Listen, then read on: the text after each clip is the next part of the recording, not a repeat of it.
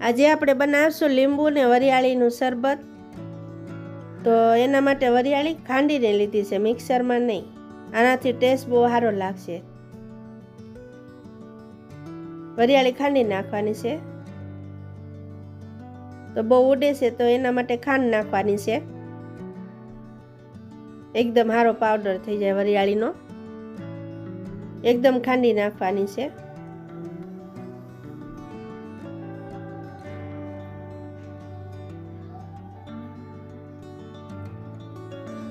આવી રીતે ખાંડીને પાવડર કરી નાખવાનો છે એકદમ।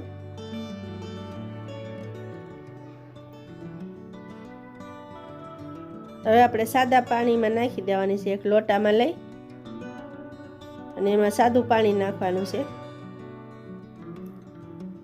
ઝેરણીની મદદથી ખાંડ ગળી જાય એટલે મિક્સ કરી દેવાનું છે।